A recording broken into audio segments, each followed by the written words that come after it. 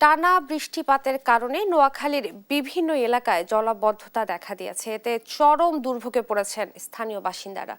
এই পরিস্থিতি নিয়ে বিস্তারিত জানাতে আমাদের সঙ্গে সরাসরি যুক্ত হয়েছেন সহকর্মী মাওলা সুজন। সুজন, আপনার কাছে জানতে চাচ্ছি যে কোন কোন এলাকায় জলাবদ্ধতা সবচেয়ে বেশি এবং স্থানীয়দের দুর্ভোগের চিত্র এবং প্রশাসনের পক্ষ থেকে কী ধরনের পদক্ষেপ নেওয়া হয়েছে সব মিলিয়ে জানাবেন। ইশরাত, আপনাকে শুরুতে জানিয়ে রাখতে চাই যে আমি এখন দাঁড়িয়ে আছি নোয়াখালী শহরের উপকণ্ঠে, অর্থাৎ নোয়াখালী সদর উপজেলার নেয়াজপুর ইউনিয়নের দেবীপুর গ্রাম, যেটি 1 নং ওয়ার্ড হিসেবে পরিচিত। তো এখানে নিশ্চয়ই আপনি আমার পিছনে চিত্রটি দেখতে পাচ্ছেন যে এই ওয়ার্ডের বা এই গ্রামে, দেবীপুর গ্রামে কিন্তু সর্বত্র এই চিত্রটি পরিলক্ষিত হচ্ছে। প্রতিটি গ্রামে, প্রতিটি ঘরে ঘরে এবং প্রতিটি যে পাড়া মহল্লা আছে এই গ্রামের, এই ধরনের জলাবদ্ধতা সৃষ্টি হয়ে তারা দীর্ঘ প্রায় 1 থেকে 1.5 মাস ঘরবন্দি অবস্থায় রয়েছে। তাছাড়া বলতে হচ্ছে যে গত 1-1.5 মাস যে বৃষ্টির কারণে এই পানিবন্দি অবস্থায় কাটানোর ফলে তারা যে একটা দুর্বিষহ জীবন যাপন করছে। তা আসলে শুধু এই চিত্র শুধু এখানে নয়, যে নোয়াখালী যে প্রান্তিক জনগোষ্ঠী রয়েছে, বিশেষ করে বেগমগঞ্জ উপজেলা, কবিরহাট উপজেলা, কোম্পানিগঞ্জ উপজেলা, সর্বত্র একই চিত্র কিন্তু পরিলক্ষিত হচ্ছে।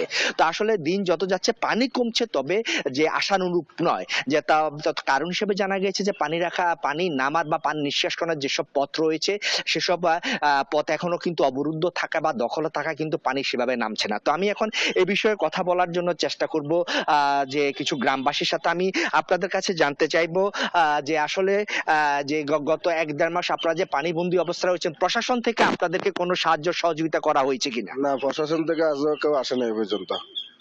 আমাদের 1-1.5 মাস ধরে ধরেন না, ঘর দুয়ার সব ডুবে রয়েছে, কিন্তু ওরা তো প্রশাসনকে আসে না আজ পর্যন্ত। আমার বেশি আবেদন হয়েছে প্রশাসন আসে একবার দেখে যাক আমাদেরকে। তো যেদিকে মানুষ কি আছে, শিশু বাচ্চারা দেখেন আপনার সকাল হইলে কান্দে করে নেওয়া লাগে, স্কুলে যাইতে পারে না। কথা বুঝছেন? এই আর কি, পরীক্ষা তো চলে, এখন পরীক্ষাও দিতে পারতেছে না। এই আর কি, আমাদের প্রশাসনের কাছে এটাই আবেদন, একবার এরা আসে দেখে যাক। আমি আরেকজনের কাছে জানতে চাইবো যে এই অবস্থা গত কয়েকদিন থেকে আপনারা এভাবে পানিবন্দী অবস্থায় রয়েছেন, এবং যে পানি কি অবস্থায় রয়েছেন আপনারা? আজকে 1.5 মাসের মতো কোনো পানি নামে না। এই পানির ভিতরে আমরা যার পানি আসছিল ধরে নাকি গিরের মতন, গিরের নামা ধরছে।